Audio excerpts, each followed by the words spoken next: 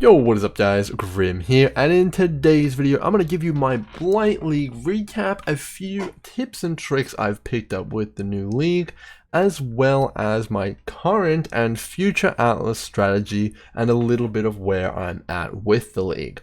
So to begin with, I kind of wanted to go over my general ideas for the beginning of the league and how it kind of turned out. So straight off the bat, I planned on doing a white/yellow strategy to try and test out how good the Blights were in white and yellow maps. Similar to Legion, I was hoping that they would be very farmable and very profitable.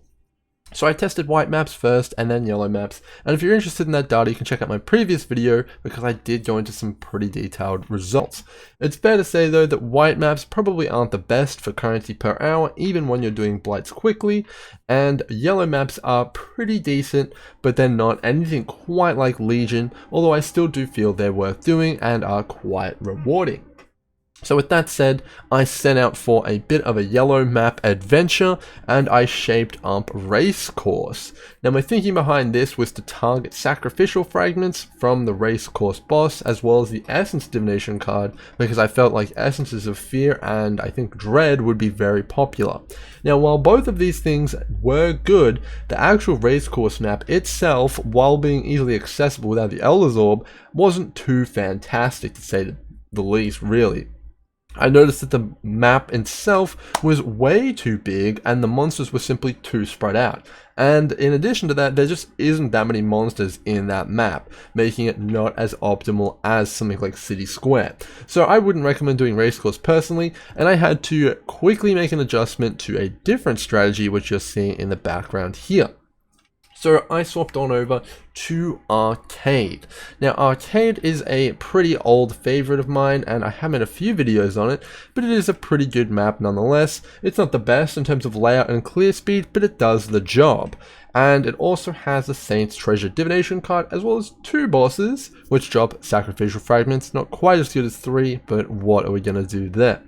So overall, is this strategy working out? It's been pretty good. I've managed to finish off all my gear except Headhunter doing this map, and I've also managed to stack up a pretty nice currency pile now to start going for that Headhunter, which I'll be doing moving forward.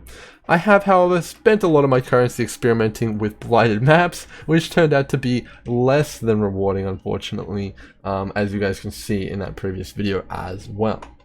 So moving forward, what are my plans?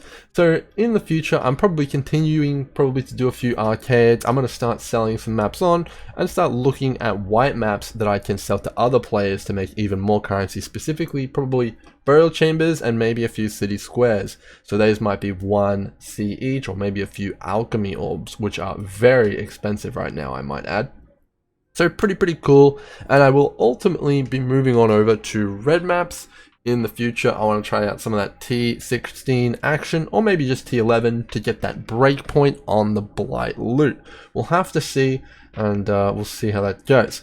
Now, in terms of the actual league itself, in terms of like my results, I haven't had that really good RNG. I actually haven't had a single Exalt drop at all, as well as a single Divine, which is pretty insane. And I think my only good item I've dropped is a Bisco's Leech, which I did end up selling for an Exalt.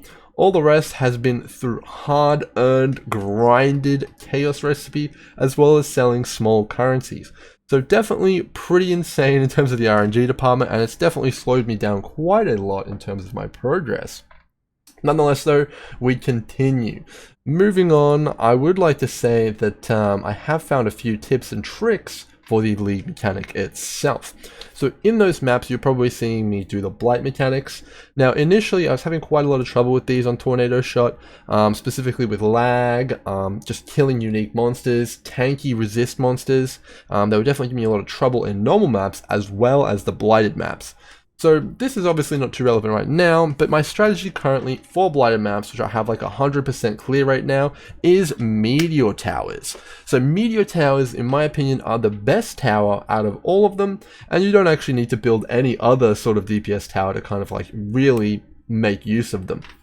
So all I do is when I zone into a blighted map or a normal map, I'm going to go set up my fire towers and I'm going to upgrade each individual one to a meteor tower as quickly as possible. And I go for quality over quantity. Now the next thing I want to talk about is the ring enchants. So currently I'm using your meteor tower drops an additional meteor. So obviously I don't know the exact mechanics behind this, but one would think that when a meteor tower fires its meteor, it shoots down one and it falls, boom, and it does its damage.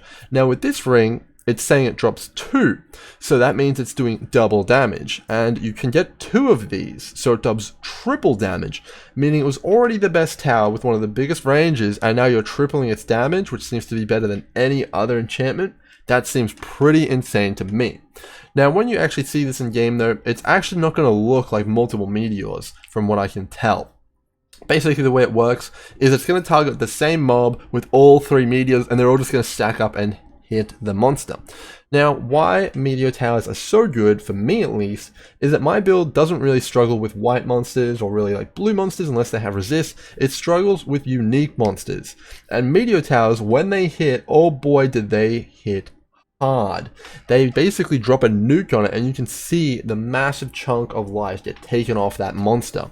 So the strategy in blighted maps for me has been to just build, 10, 15, 20 of these, and those will just pretty much solo the encounter for me, and I just have to protect the pump the best I can.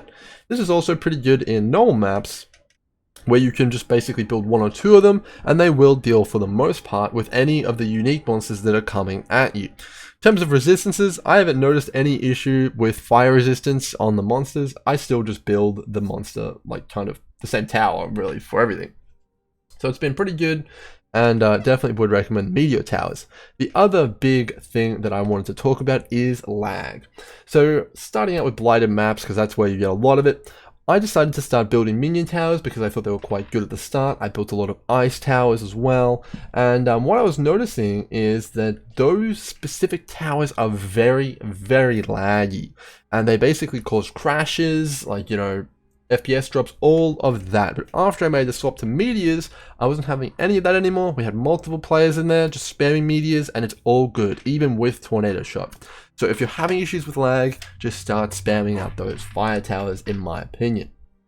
So pretty cool, and yeah, definitely interesting. So in terms of the league overall, it's been a bit of a rocky start, but we are getting on the right track now. We're going to be getting that headhunter, and we're going to be doing a lot of PoE science. So in the next few videos, we're going to be doing 100 maps to really compare how well the currency stacks up against something like Legion, and we're also going to be looking at the drop rate of oils and blighted maps, because they seem pretty interesting. Oils on the high side, and obviously blighted maps drop rate very on the low side. So it's going to be pretty cool, and I think you guys are going to really enjoy the results. With all that said, I hope you guys have learned something, and I'll see you guys in the next one. Cheers.